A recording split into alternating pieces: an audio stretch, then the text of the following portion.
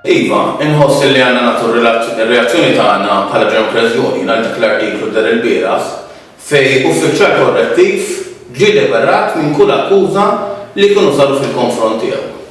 Lura f'Jannar 2015 kienet saret investigazzjoni anke wara rapportaġġ fuq in-Nazzjon fejn priġunier kien qed jallega li ġie msawwat minn uffiċjal korrettiv.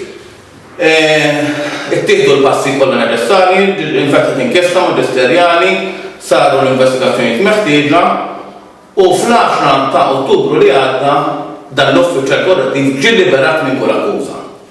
Issa dan il-każ kien pjuttost sempliċi, dan l-uffiċjal korrettiv kien għamel id-dmirijiet tiegħu u nqara inċident fuq xi ħaġa pjuttost żgħira.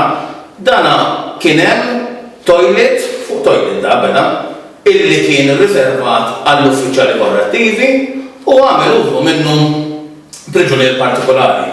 Ma nixtieqx insemmi ismu l-ewwel nett għax dal-priġunier minn dikinhar law ħallina, jiġifieri m'għadux magħna u anke b'rispett lejn il-familja tiegħu ma nħossux li għandna għalfejn noqogħdu insemmu l-ismijiet anke b'etika.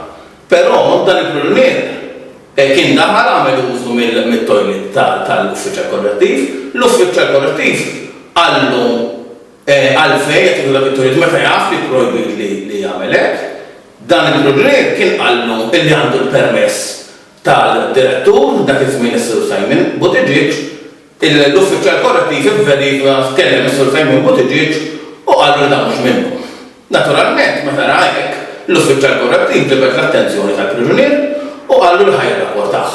Kemm għax għamel użu minn toilet mhux suppost kellu jagħmel użu minnu u kemm għax gideb fuq uffiċjal tiegħu.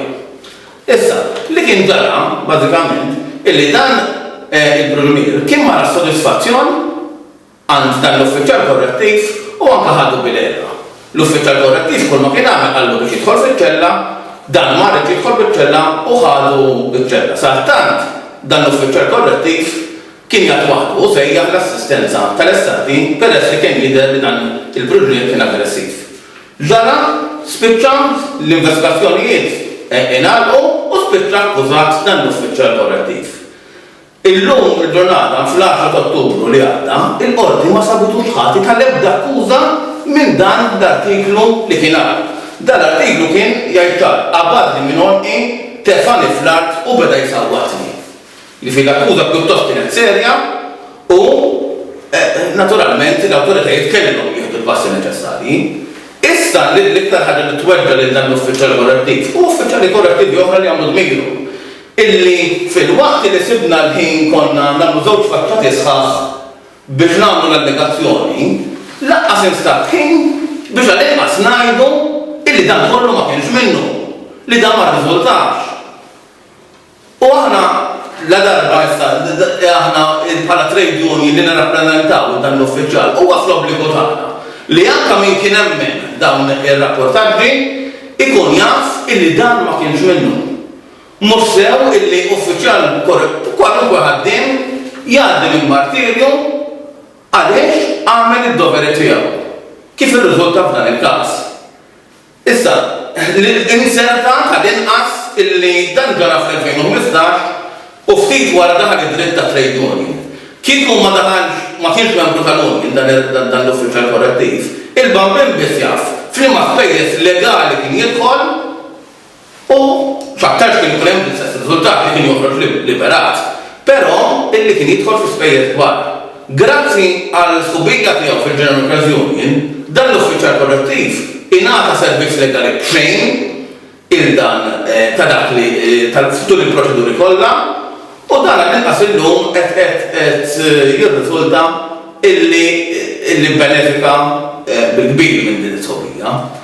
Għal-daqsant inħeġġeġ illi il-medja fil-waħda għaddu fer tagħha tinvestiga u tagħmel ir-rapportaġġ li tħoss li għandha tagħmel, nemmen ukoll illi għall-inqas kellha tingħata l-istess prominenza u jingħad illi dan kollu ma kienx minnu. L-uffiċjal qed nitkellmu dwaru x'semmew ħanka bismu fil-medja kienu huwa CEO 97 Carmel Tabone.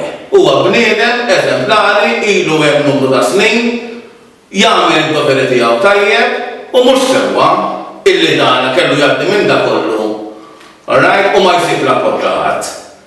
Illum il-ġurnata qed ngħid nagħmel repeti, kieku ma kienx membru fil-General Workers Union u nagħta is-servizz legali, il-ban bil-misja f'xi spejjeż kien jidħol fihom.